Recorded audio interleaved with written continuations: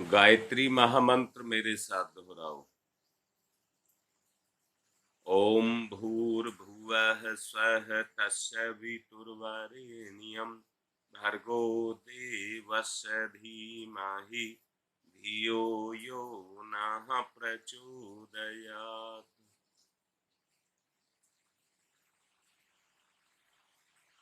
आप लोगों ने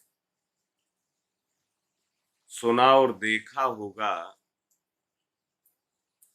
कि दो वस्तुओं के मिलाने से तीसरी वस्तु का निर्माण होता है। जैसे उदाहरण के रूप में मैं आपको कहूंगा, पीछे भी मैंने एक उदाहरण में बताया था, कास्टिक सोडा और तेल को मिलाने से साबुन बनता है। अब साबुन ना कास्टिक सोडा है ना वो तेल है, परंतु दोनों का वो मिला हुआ रूप है। दोनों के रूप उसके अंदर मिले हुए हैं, समाये हुए हैं। साबुन में ना तेल का गुण है ना कास्टिक सोडे का गुण है। कास्टिक सोडा कपड़े को काट देता है और तेल चिकना कर देता है, मैल कोई नहीं छुटाता। परंतु मैं आपसे ये कह रहा हूं, जिस तरह से दो रसायनों के मिलने से तीसरे का उत्पादन हो जाता है, इसी पर दुनिया का सारा सिस्टम चल रहा है। माता के अपने गुण पिछले प्रवचनों में आपको बताए गए और पिता के अपने गुण बताए गए, परंतु दोनों के संसर्ग से, संयोग से, मिलन से, शरीर की बात नहीं कह रहा हूं। मां क्या है? मूर्ति है, समर्पण की, त्याग की, भावना की। पिता क्या है? जोश का, उमंग का, उत्साह का एक स्वरूप है। दोनों के दोनों के अंदर वही चीज समाहित है। दोनों के अंदर वही चीज समाहित है। पर जब उनकी चेतना एक दूसरे में समाहित होती है, जैसे मैं ये कह रहा हूं, मिल जाना, घुल जाना, एक हो जाना। मैंने पिछले दिनों उदाहरण भी दिया था, गेहूं में गेहूं मिलता है।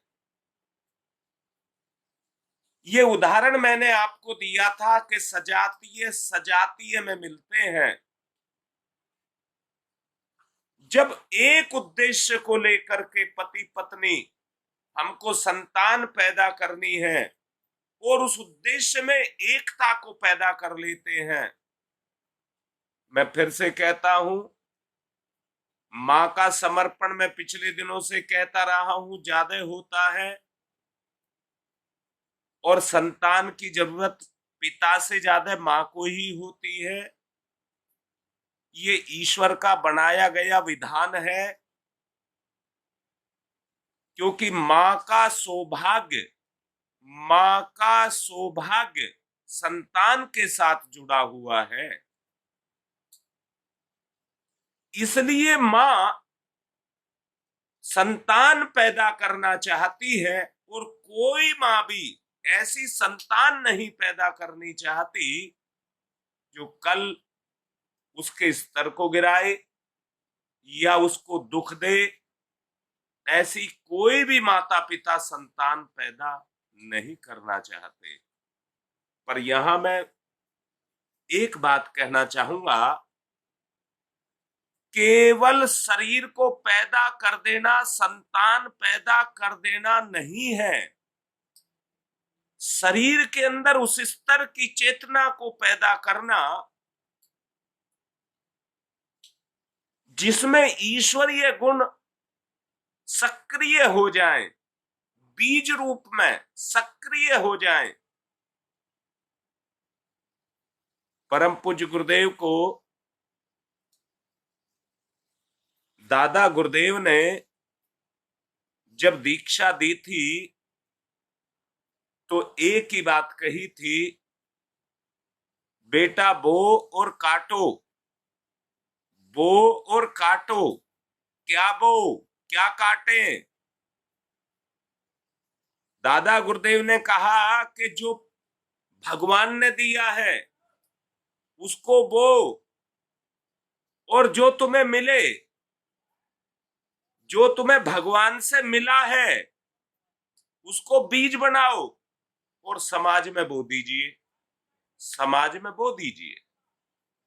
वो बढ़ेगा, विकसित होगा। मैं फिर से कह रहा हूं, ध्यान देना, तुम्हारा गुण तुम्हारे काम नहीं आएगा। फिर दोबारा से कह रहा हूं, ठीक से समझ लेना। अगर बच्चे में माता और पिता दोनों के गुण हैं, दुर्गुण भी हैं, मैं दुर्गुण के लिए मना नहीं कर रहा हूं, दोनों हैं, तो गुण से गुण को जगेगा, गुण से गुण जगेगा, और वो अपने माता पिता से लगाव करेगा तो उस गुण का लाभ माता पिता को मिलेगा। परंतु अगर दोष जगेगा तो माता पिता को उसका दोष का परिणाम भी भोगना पड़ेगा। अब मैं फिर से कह रहा हूं, क्या माता पिता का केवल यही दायित्व है कि वो शरीर से एक संतान को जन्म दे दें, एक शरीर को जन्म दे दें? याद रखना, जैसे कोई बच्चे को शरीर के रूप में जन्म दे करके और इस संसार में छोड़ देता है, मोह माया लोभ मोह, मैं उसको ठीक से साफ करना चाहूंगा। मोह माया में, लोभ मोह में वो लगा हुआ है, लगा हुआ है, तो उसने अपने परिवार को कटीली झाड़ियों में डाल करके रखा है।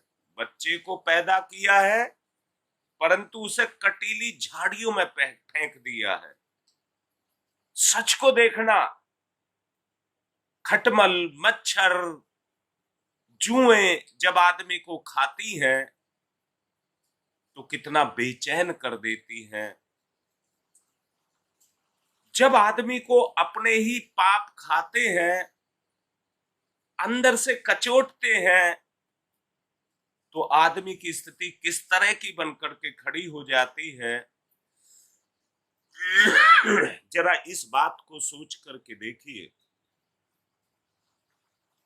बच्चे की स्थिति उन पारिवारिक सामाजिक वातावरण के कारण उन दुखों को झेलती हुई उसकी चेतना में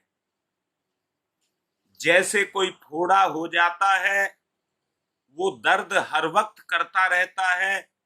एक ऐसा दर्द 30 कहिए बच्चे के अंदर जाकर के बैठ जाती है, बैठ जाती है, और बैठ जाने के कारण वो बच्चा उस दुख से त्रसित होता है, उस दुख से त्रसित होता है।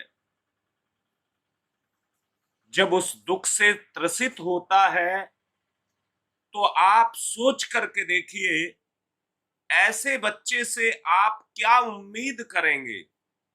ऐसे बच्चे से आप क्या उम्मीद करेंगे कि वो बच्चा कल आपको सुख देगा?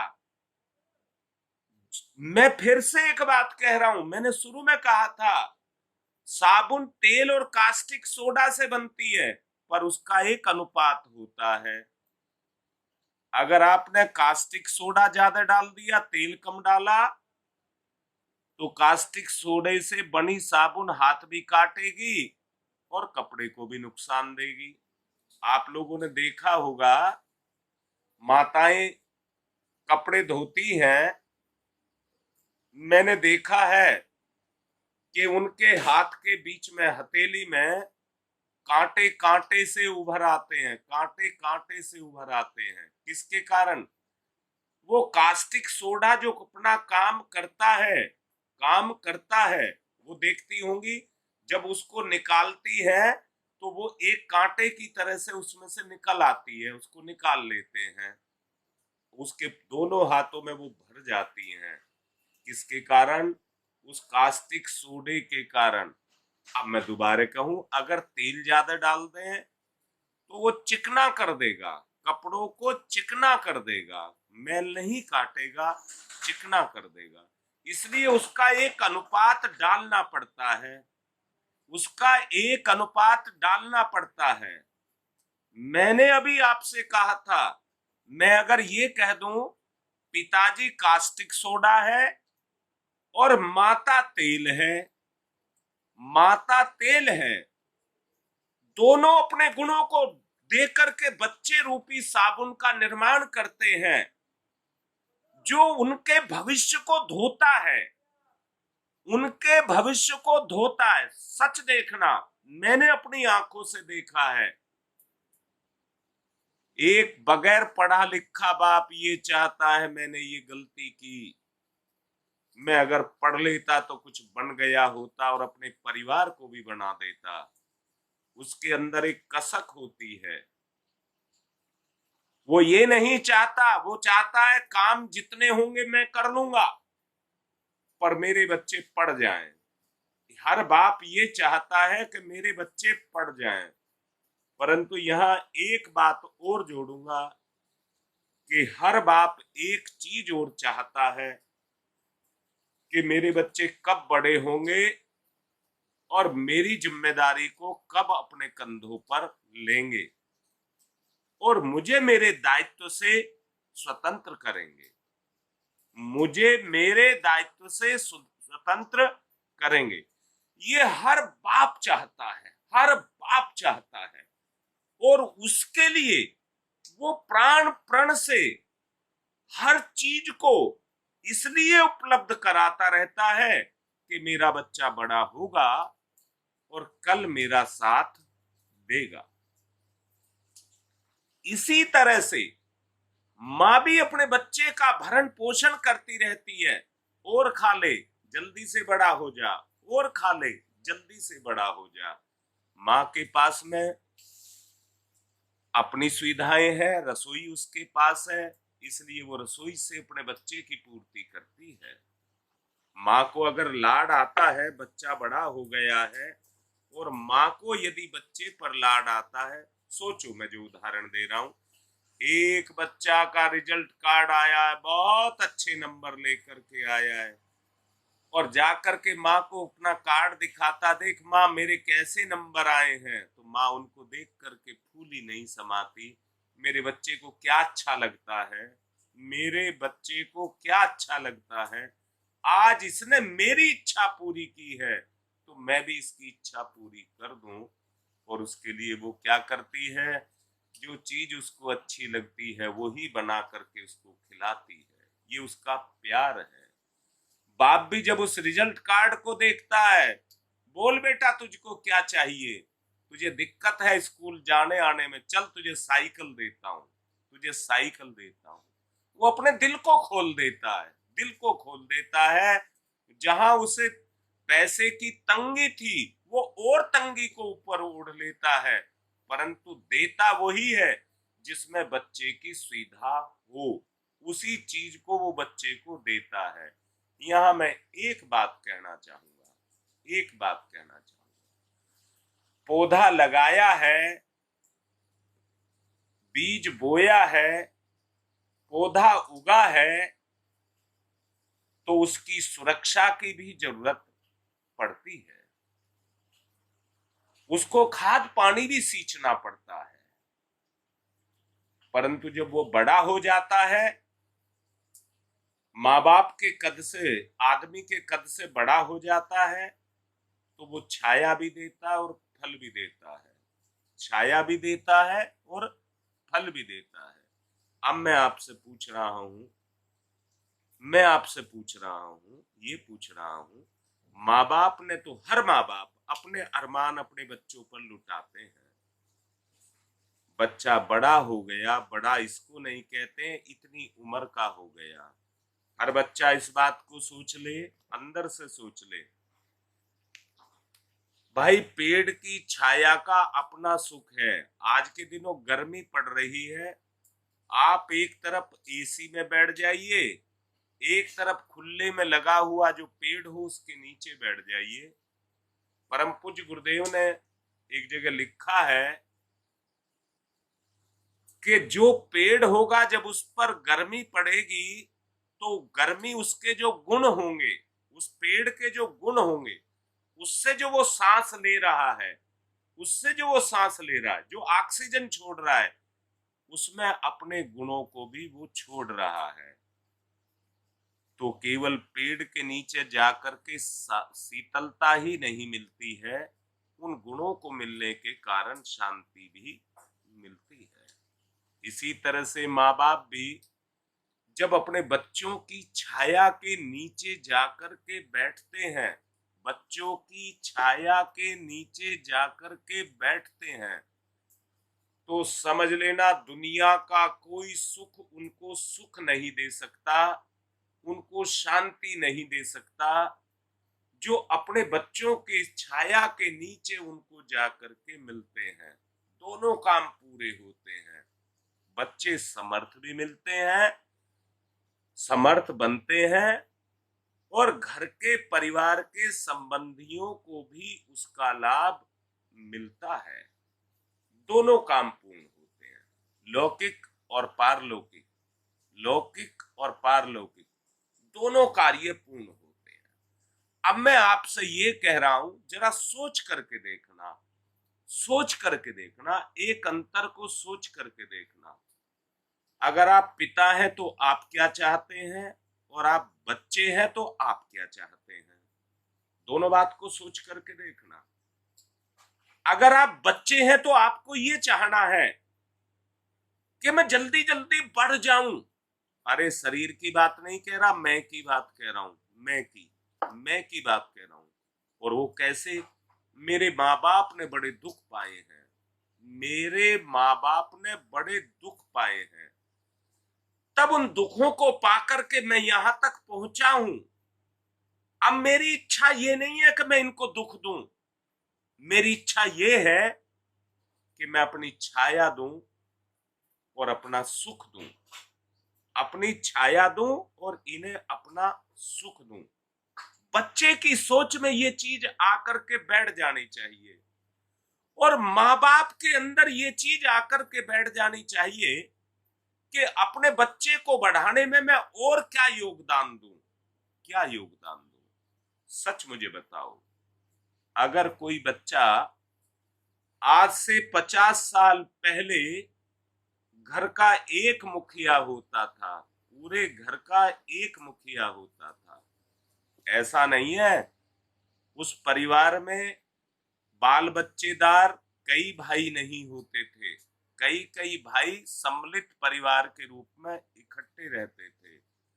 पर इकट्ठे रहने में एक नियम था जो भावनात्मक रूप से था, जो जो कुछ भी कमा करके लाता था वो मुखिया को देता था, जो भी कमा करके लाता था वो सब जगह एक ही जगह इकट्ठा रहता था।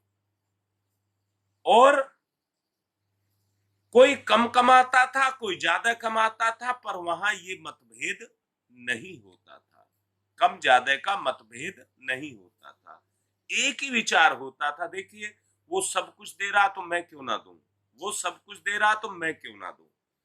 वो मतभेद नहीं होता था, तो सब में एक ही होता था, सब सहयोग की भावना को पैदा करते थे, सहयोग की भावना सबके अंदर होती थी। मैं यह फिर से कह रहा हूं, कोई भी पेड़ पौधा बगैर पोषण के पैदा नहीं होता, ना पलता है ना बढ़ता है। पैदा होना एक चीज है, पालना पोषना दूसरी चीज है। यहां मैं फिर से कह रहा हूं, एक उदाहरण भी दे रहा हूं। ईंट जो बनती हैं, जिनसे मकान चिनते हैं, ईंट जो बनती हैं वो कहीं बनती हैं, पर पकने के लिए वो भट्टे के अंदर जाती हैं, पकने के लिए वो भट्टे के अंदर जाती हैं, वहां पर पकती हैं। बनती कहीं है, पकती कहीं है। अब मैं आपसे कह रहा हूं, परिवार में तो बच्चा माँ बाप से पैदा होता है, पर उसका पोषण परिवार में नहीं होता है। उसका जो पोषण होता है, मैं फिर दोबारा से अपनी बात को साफ करूंगा और ये साफ करूंगा, बच्चा शरीर के रूप में जन्म तो परिवार में लेता है और शरीर का जो पोषण है वो भी परिवार में होता है, पर उसके और गुण भी परिवार से ही मिलते हैं। पर वो गुण जो पकते हैं वो कब पकते हैं? जब वो समाज में जाता है। समाज पोषण करता है उसका, समाज पोषण करता है। जैसे परिवार की उपयोगिता है वैसे ही परिवार से कहीं ज्यादा है, व्यक्ति से परिवार की प्रधानता ज्यादा है और परिवार से समाज की प्रधानता ज्यादा है। आज व्यक्ति उस स्थिति में आ गया, स्वार्थ की स्थिति में आ गया है और स्वार्थ की स्थिति में वो केवल अपने आप तक सीमित रह गया, परिवार की उपयोगिता को नहीं समझ रहा है। तो उस परिवार की नहीं समझ रहा तो समाज की कैसे समझेगा? तो वो पोषण जो उसको वास्तव में पोषण मिलना चाहिए, वो पोषण उसको कैसे मिलेगा? जो पोषण उसको ईमानदारी से मिलना चाहिए वो पोषण उसको नहीं मिल सकेगा।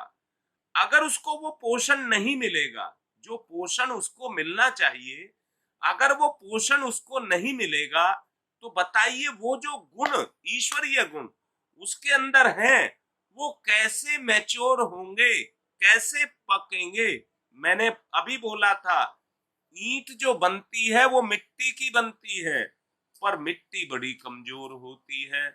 मिट्टी बड़ी कमजोर होती है, वो गीली हो जाए तो अपनी कठोरता को खो देती है, कठोरता को खो देती है और बोझ नहीं सह पाती है।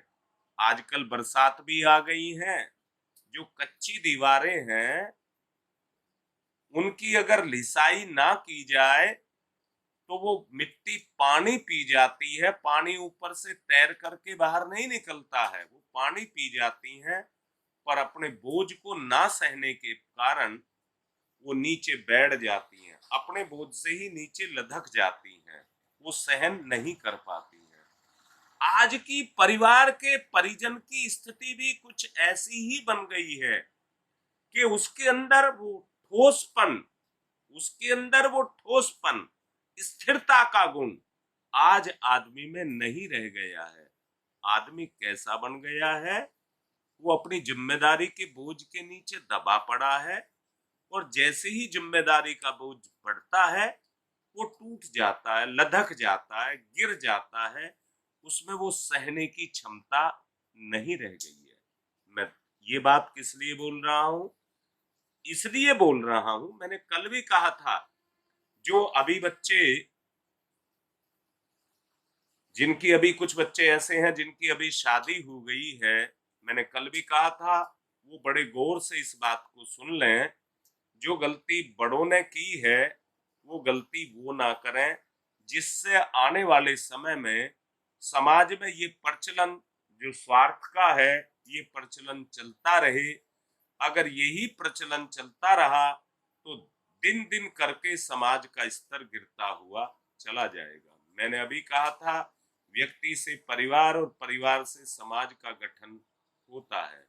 अगर ऐसा नियम है, ऐसा होता है, तो आप सोच करके देखिए, अगर व्यक्ति कमजोर होगा तो परिवार भी कमजोर होगा और परिवार कमजोर होगा तो समाज भी कमजोर होगा। अगर समाज को मजबूत बनाना चाहते हैं तो व्यक्ति को मजबूत बनाना ही पड़ेगा, व्यक्ति को मजबूत बनाना ही पड़ेगा। और कौन बनाएगा?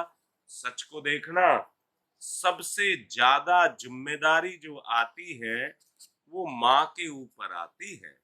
जितनी माताएं प्रवचन को सुन रही हैं, जरा अंदर से झांक करके तो देखना, बच्चे को संस्कार कौन देता है? यहाँ मैं फिर से कह रहा हूं, कास्टिक सोडे का काम कौन करता है? वो पिता करता है। तेल का काम कौन करता है? वो माता करती है। अर्थात पिता के गुण माता लेती है और अपने गुण उसके अंदर मिला देती है। पिता के जो गुण हैं वो माता लेती है और उसमें अपने गुणों को मिला करके संतान रूपी बच्चे का अपने ठप्पे में ढाल करके, डाई में ढाल करके उसका निर्माण कर देती है। अब निर्माण तो हो गया, निर्माण तो हो गया। आप देखना भी, प्रैक्टिकली देखना, जैसे जैसे बच्चा बढ़ता जाता है, बच्चा बड़ा चुलबुला चुलबुले से मतलब है वो बहुत क्रिएटिव होता है, कोई आलस्य नहीं करता, कोई लापरवाही नहीं करता, तुरंत प्रतिक्रिया करता है। आप देखते भी होंगे छोटा बच्चा झपट करके काम करता है, झपट करके काम करता है। झपट करके काम करता है से मतलब क्या है, माँ बाप उससे चीजों को बचाते रहते हैं, बचाते रहते हैं कि इसने ये झपट्टा मारेगा, झपट्टा मारेगा और चीज को तोड़ देगा, नुकसान कर देगा, क्योंकि उसको समझ नहीं है। वो इस बात को बता रहा है मैं ये काम करने की तत्परता, स्फूर्ति तो मेरे अंदर है, परंतु अकल की कमी है, समझ की कमी है। वो समझ उसके अंदर पैदा करनी पड़ती है और उस समझ का जो काम चलता है परिवार, और परिवार से समाज में जाकर के वो पकती है। परिवार तो उस स्ट्रक्चर का, माँ पहले उसके पिंड का निर्माण करती है, फिर उसमें गुण भरते हैं, परिवार उसमें गुण भरते हैं, यानी कि उसके गुणों को जागृत करते हैं। देखना बच्चे की सोच, बच्चे की सोच कितनी जिज्ञासु होता है बच्चा। ये क्या है, ये क्या है, ये क्या है, हर चीज को जानना चाहता है, हर चीज को जानना चाहता है। मैं पहले की अपनी एक बात बताऊं, जब मैं छोटा सा था हमारे घर में एक रेडियो आया। मैं छोटा सा था, एक रेडियो आया, मुझे ध्यान है, और वो गर्मी के दिन थे, जब वो मतलब ये समझिए अप्रैल का महीना होगा जब वो आया था। तो घर वाले सारे खेत में चले गए गेहूं काटने के लिए। नया रेडियो था, ला करके रखा। मैं जब उसको सुनता था, इसमें औरत भी बोलती है, इसमें आदमी भी बोलते हैं, इसमें बाजा भी बजता है, तो ये सब चीज इसके अंदर रखी होंगी, इसमें औरतें भी बैठी होंगी, इसमें आदमी भी बैठे होंगे। देखता हूं इसके अंदर क्या है, देखता हूं इसके अंदर क्या है। उसके ऊपर चमड़े का कवर लगा था, मैंने खोला और फिर नीचे एक पेच लगा था, उसको भी खोला और देखा अंदर क्या है।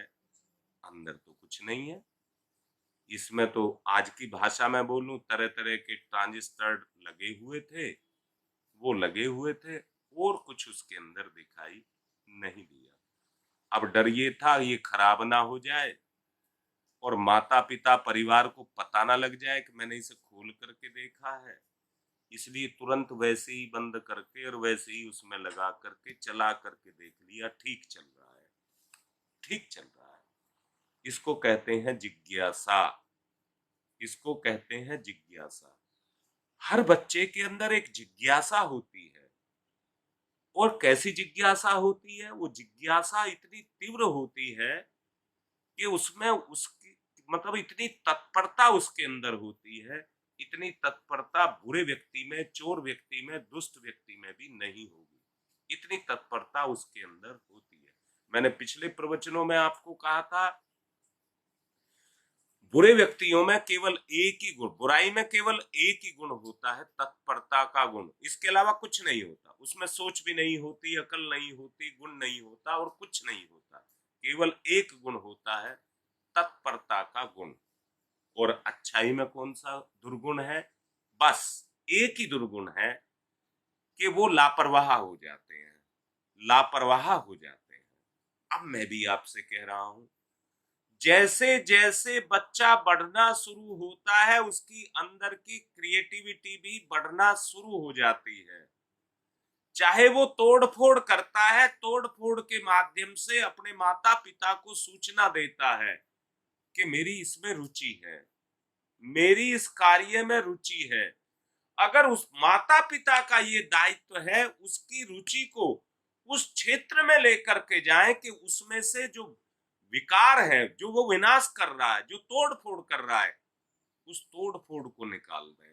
और तोड़ फोड़ को निकाल करके अगर उस बच्चे को सृजन में लगा दें तो अंदर से देखना, आपने उसके उस गुण को जो दैवीय रूप में उसको मिला, जो दैवीय रूप में उसको मिला, उस गुण को आपने क्रियाशील कर दिया, क्रियाशील कर दिया। हाँ, बिटिया कह रही है चंचलता, चंचलता, वास्तव में उसको चंचलता ही कहते हैं।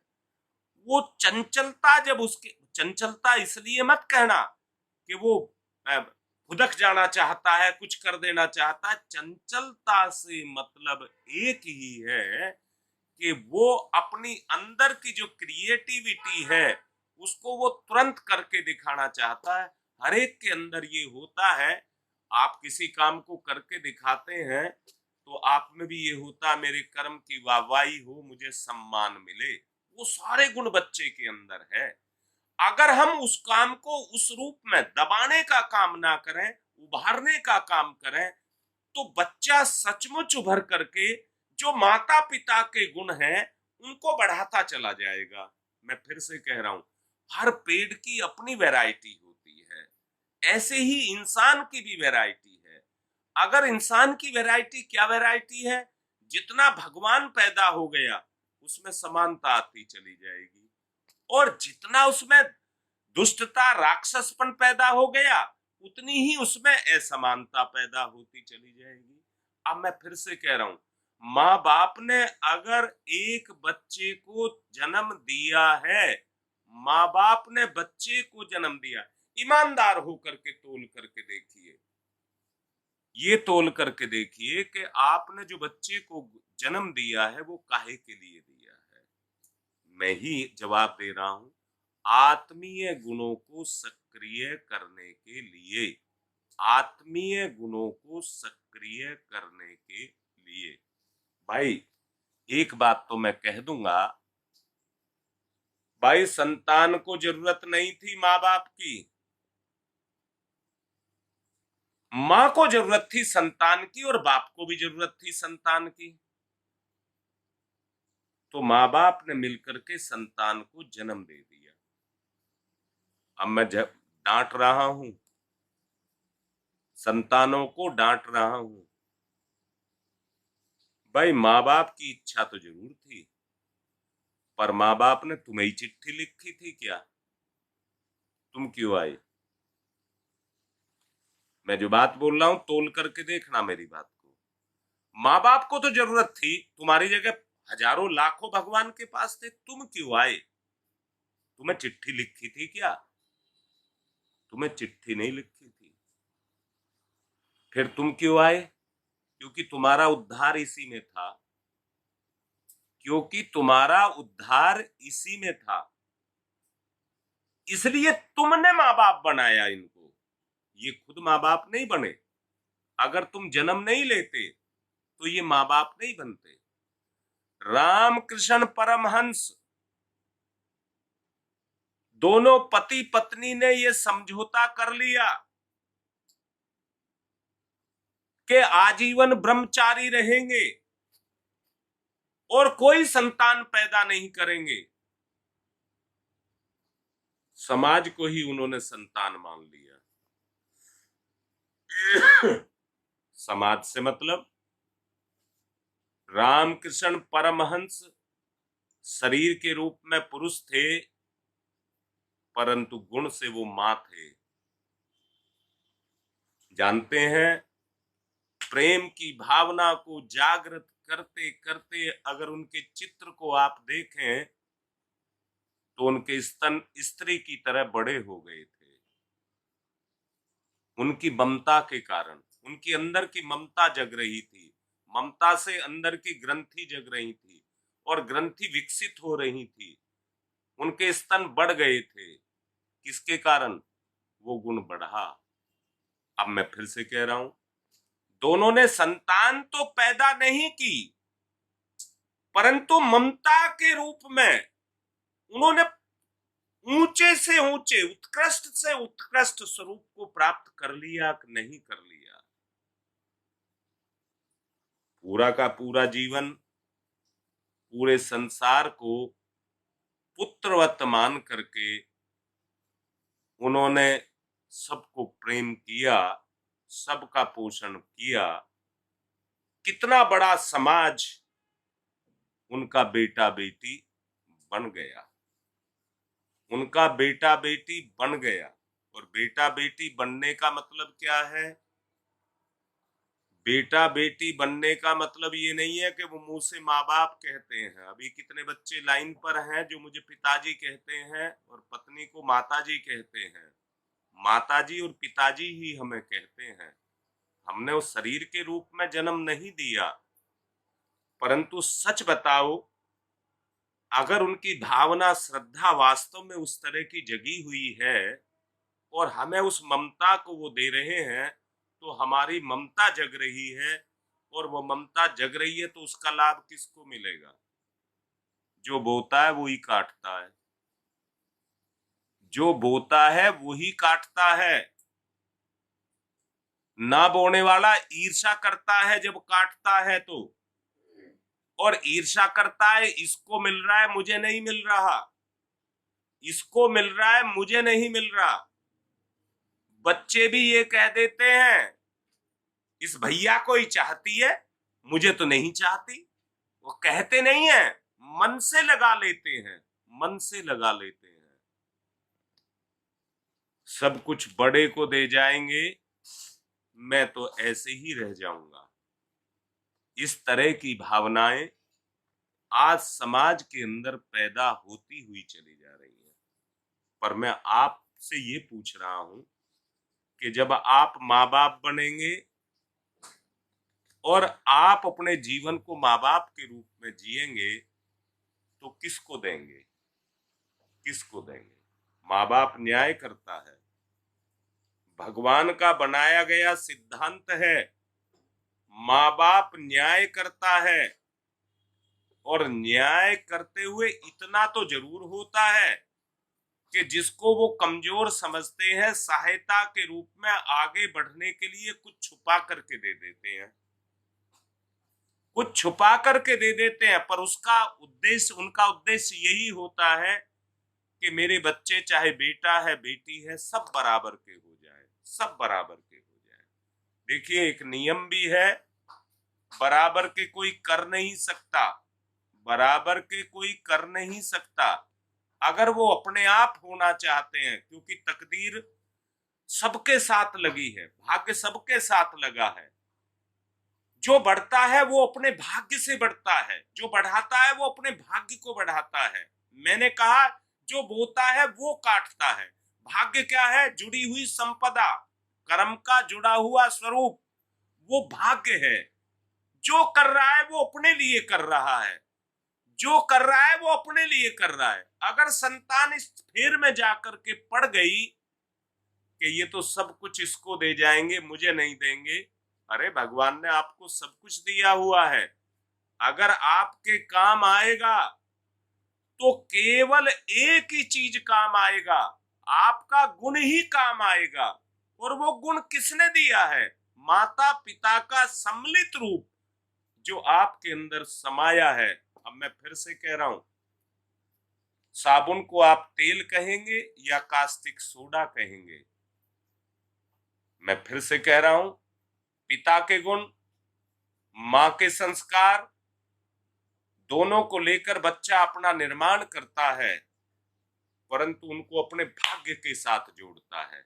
बच्चे का भाग्य, माँ बाप के गुण और संस्कार, ये दोनों मिलकर के बच्चा जब उनके साथ अपने आप को जोड़ता है, अपने भाग्य के साथ जोड़ता है, तो जो मैंने कहा, जो चंचलता, बिटिया ने अभी शब्द लिखा, वो चंचलता चंचलता नहीं रह जाती है, वो उसके विकास का कारण बन जाती है, उसके विकास का कारण बन जाती है। और जब विकास का कारण बनती है तो बच्चा शरीर के रूप में नहीं, अष्टावक्र जी का नाम, जो ऋषि थे उनका नाम आपने सुना होगा। शारीरिक अयोग्यता 8 जगह से उन्हें टेढ़ा कर देती थी। जब एक पैर को बढ़ाते थे तो 8 जगह उनका कुब निकलता था। वो उनकी शारीरिक अयोग्यता थी, परंतु उनके पास ज्ञान कितना था। सोचो, उनके पास ज्ञान कितना था। शरीर को एक दिन खत्म होना है, आपको खत्म नहीं होना है। हम शरीर और संसार को बढ़ाते हुए चले जा रहे हैं। अपनी स्थिति को देखो, हमारी स्थिति क्या है। अपनी वास्तविक स्थिति को देखो, हमारी स्थिति क्या है। मुझे अभी अरविंद दास जी लाइन पर दिखाई दिए हैं। मेरा बड़ा मन है और बड़े मन से मैं आपसे बात कर रहा हूं। योग की और जप की बात जो कही थी, मैं एक बात कह रहा हूं कि गृहस्थ एक तपोवन है। गृहस्थ एक तपोवन है। पहले ऋषि सत्ताएं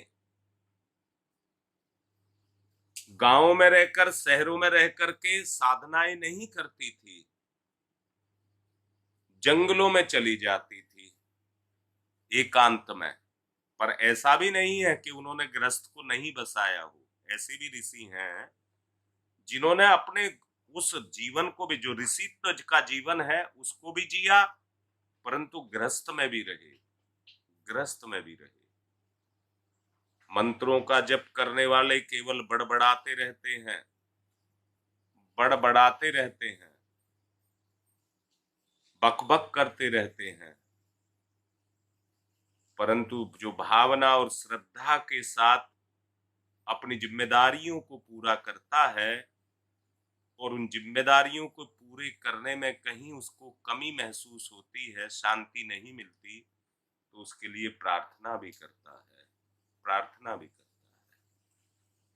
प्रार्थना के आधार पर अपने गुणों को विकसित करता है और गुणों को विकसित करने के बाद सबके सहयोग को लेता है और सहयोग लेकर के उन गुणों को सबके अंदर समाहित करता है। व्यक्ति की एक स्वतंत्र सत्ता है। मैं फिर से कह रहा हूं, जो बच्चा है वो माँ बाप का मिला जुला रूप है, तो वो माँ है या पिता है? ना वो माँ है और ना पिता है। माँ भी उसके अंदर छुपी हुई है और पिता भी उसके अंदर छुपा हुआ है। दोनों उसके अंदर छुपे हुए हैं, परंतु क्रियाशील वो जिसको कर लेगा वो उसके अंदर सक्रिय होता हुआ चला जाएगा। अब मैं आपसे कह रहा हूं, जो आपको तप करना है, जो साधना करनी है, जो मंत्र बोलना है, वो सब भावना के स्तर पर होगा। मेरा मन भी है, मैंने पिछले प्रवचनों में भी आप लोगों को कहा था, अब मैं प्रधानता वैसे कार्यों को नहीं देना चाहता। मैं चाहता हूं व्यक्ति अपना चारित्रिक रूप में अपने स्तर को उठाए। अब की गुरु पूर्णिमा पर मैं इसी तरह का कुछ चाहता हूं। आप अपने आप को इसी रूप में विकसित करने का संकल्प लें, अपने आप को विकसित करें। समय हो गया है, आज की बात को मैं यहीं पूर्ण कर रहा हूं। ओम शांति ही शांति ही शांति।